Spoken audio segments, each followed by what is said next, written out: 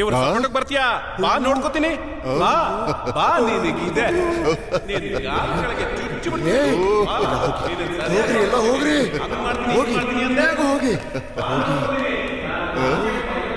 ಪ್ರಭು, ಏನ್ ಹಾಕಿ ಕೇಳಿಸ್ಕೊತಾ ಇದ್ದೀರಾ? ಅದು ಸರ್ವಜ್ಞ ವಚನಗಳಲ್ಲ. ಶಿವ ಶಿವ, ಅವನು ನಿಮ್ಮನ್ನು ಬೈತಾ ಇದ್ದಾನೆ. ಗೊತ್ತು ಚಿತ್ರಗುಪ್ತ, ಅವನು ಮಾಡುತ್ತಿರುವುದು ದೈವದೂಷಣೆ, ಪಾತಕ ಲೋಕದ ಮಹಾಪಾತಕಿ. ಅವನನ್ನು ಶಿಕ್ಷಿಸಲು ಅದೇ ಸಾಕು. ನನ್ನ ಪ್ರತೀಕಾರ ತೀರಿಸಿಕೊಳ್ಳುವ ಸಮಯ ಈಗ ಬಂದಿದೆ. ಎಣಿಸು ಅವನ ಪಾಪಗಳ ಲೆಕ್ಕ.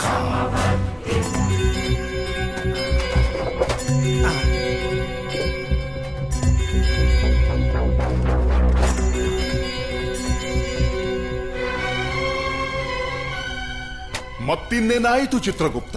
ಅದೇನು ವಿಚಿತ್ರನೋ ಪ್ರಭು, ಅವನು ಮಾಡಿರೋ ಒಂದು ಪಾಪನೂ ಇದರಲ್ಲಿಲ್ಲ. ಏನದು? ಮಾಯವೇ, ಮಂತ್ರವೇ, ಇಲ್ಲ ಮಾನವನೇ ಬಂಬೋಳ ಜಂಬ? ಏನು ಸ್ವಾಮಿ, ಅದು ನಿಮ್ಮ ದಿವ್ಯ ದೃಷ್ಟಿಗೆ ಕಾಣಬೇಕು.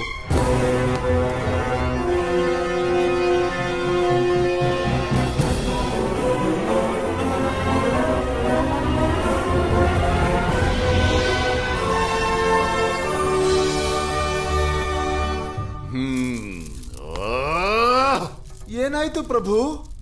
ಭೂಲೋಕದಲ್ಲೇ ಒಂದು ಪ್ರೇಮ ಬಂಬೋಳ ಜಂಬ ಎಂದು ಬರೆದಿದೆ ಅಲ್ಲವೇ? ಅದೇ ಅವನಿಗೆ ರಕ್ಷಾ ಕವಚವಾಗಿ ಪಾಪವನ್ನೆಲ್ಲ ಅಳಿಸಿ ಹಾಕಿದೆ. ಅಯ್ಯೋ, ಅವನಿಗೆ 10 ದಿವಸದಲ್ಲಿ ಯಮಗಂಡ ಇದೆ ಪ್ರಭು. ಅದು ದಾಟಿ ಬಿಟ್ರೆ 100 ವರ್ಷದವರೆಗೂ ಅವನು ಸಾವೇ ಇಲ್ಲ ಪ್ರಭು. ಏಕೆ ಸಾಧ್ಯವಿಲ್ಲ? ಅನುಮಾನವೆಂಬುದು ಹುಟ್ಟಿ ಪ್ರೇಮವೇ ಭಗ್ನವಾಗಿ ಹೋಗುವುದು. ರಕ್ಷಾ ಕವಚವನ್ನು ಛಿದ್ರಗೊಳಿಸಿ ಆ ನರಾಧಮನನ್ನು ನರಕಕ್ಕೆ ಎಳೆದುಕೊಂಡು ಬರುತ್ತೇನೆ. ಅದಕ್ಕೆ ಸ್ವಯಂ ನಾನೇ ಭೂಲೋಕಕ್ಕೆ ಇಳಿಯುತ್ತೇನೆ.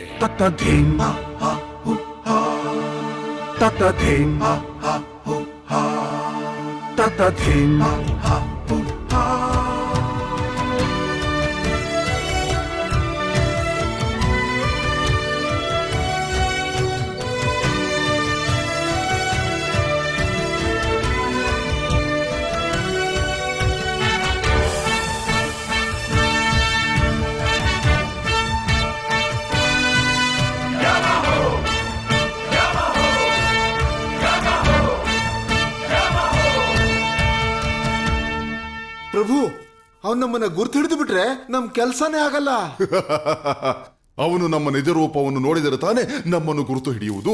ನಮ್ಮ ರೂಪವನ್ನೇ ಬದಲಾಯಿಸಿಕೊಳ್ಳೋಣ. ಅದು ಹೇಗಿರುತ್ತೆ ಅಂತ ನೋಡ್ಬೇಕು ಅಂತ ನನ್ನ ಮನಸ್ಸು ಹಾತೊರಿತಾ ಇದೆ ಪ್ರಭು.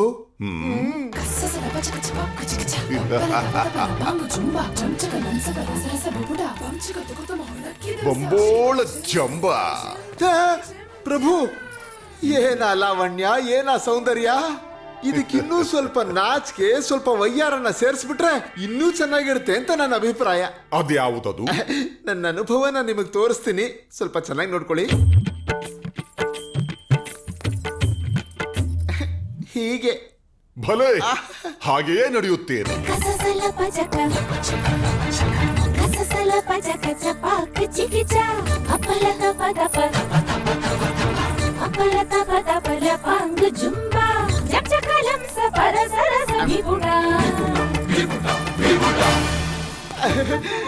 ಪ್ರಭು, ನೀವು ಗದೆ ಹಿಡ್ಕೊಂಡ್ರು ಟಿವಿಲಿ ನಿಮ್ಮನ್ನ ನೋಡಿದ್ದೆ ಅಷ್ಟೇ. ಮುಂಚೆಯಿಂದಾನು ಇದೇ ತರ ಇದ್ದಿದ್ರೆ ನಿಮ್ಮ ಮಡಲಲ್ಲಿ. ಪ್ರಭು ಪ್ರಭು, ಧ್ವನಿ ಧ್ವನಿ ಧ್ವನಿ. ಬಂಬೋಲಿ ಜಂಬ. ದಯಮಾಡಿಸಿ.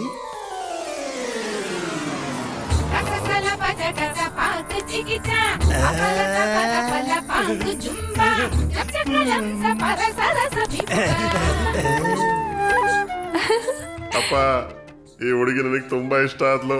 ತಪ್ಪು ಕಣ, ನನಗಿಷ್ಟ ಆಗೋಳೆ. ಅವಳು ನಿಂಗೆ ತಾಯಿ ಸಮಾನ ಕಣ.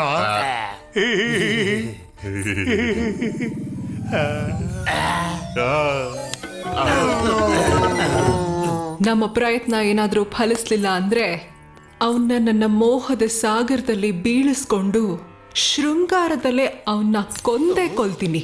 ಅದು ಆ ಹುಡುಗಿ ಕಣ್ಣಿಗೆ ಕಾಣಿಸೋ ತರ ಮಾಡಿ ಅವಳನ್ನ ನಂಬಿಸಿ ಆ ಮದುವೆನೆ ಕ್ಯಾನ್ಸಲ್ ಮಾಡ್ತೀನಿ. ಮಾವಯ್ಯ, ಓ ಮಾವಯ್ಯ.